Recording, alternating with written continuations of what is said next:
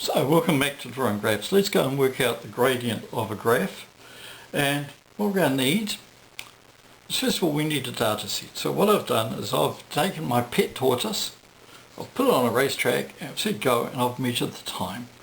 So the various times are, I should have 0 time, but after 10 seconds it was 2 meters away, 2.1 meters. After 20 seconds my racing tortoise was 3.2 meters away. So this is my track of the racing tortoise over time as I timed it. So what we do is we transfer this data to the graph. So let's go, and first of all, so I have my graph paper. I've put a pair of axes on here. I've put distance is in meters, time is in seconds, and this is distance versus time for a racing tortoise. So it's got a title. Then I enter the data. So at 10 seconds, it's at 2.1 meters. At 20 seconds, it's at 3.2 meters. About there. At 40 seconds, it's at 5.1 meters. At 40 seconds, at 40 seconds, it's at 5. Let's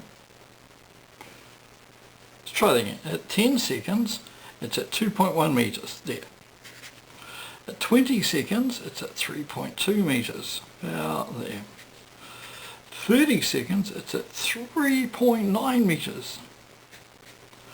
At 40 seconds, it's at 5.1 meters, up here. At 50 seconds, it's at 5.8 meters. And at 60 seconds, it's at 7 meters. When you're doing a graph, always make sure to circle these are ignore. When you draw a graph, you should always make the graph as big as you can on the graph paper. It makes this a lot easier. So now to find the gradient on this, what I'm going to do is I'm going to use a ruler. I'm going to put through 2 points. The 2 points I think give the best gradient. They don't have to be the first and last point. So I'm going to choose those 2 points there.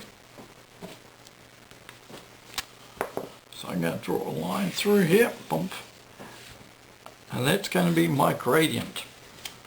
So this is point 1, this is point 2, and instantly I can tell that when I started measuring this, tortoise,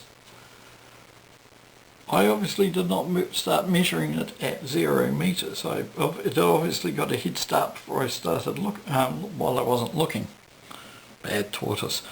So now what we have to do is we want to find the slope.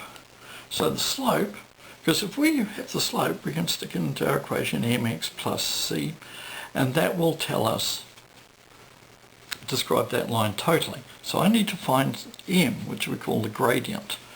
So gradient is change in y over change in x, which is equal to y2 of the y value of 0.2 minus the y value of 0.1 over x2, the x value of 0.2 over x value of 0.81. So I'm just going to put these here. 0.1, looking at at 10 seconds, the value x value is 10, y value is 2.1. This point here, that's 50 seconds, the value is 50, 5.8 meters. So if I can work out the gradient of this, change in d over change in d, this will give me my average velocity of my tortoise.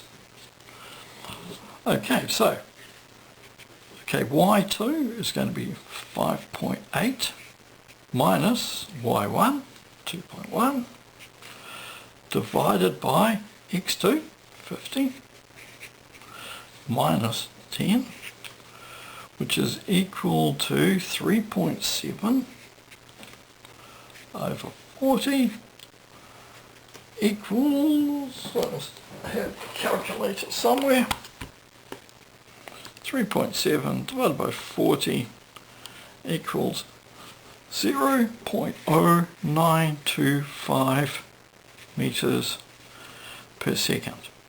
So that's the average speed of my tortoise. For all I know, it put on a quick little burst up to there, and then once it was at cruising speed, it just sort of stayed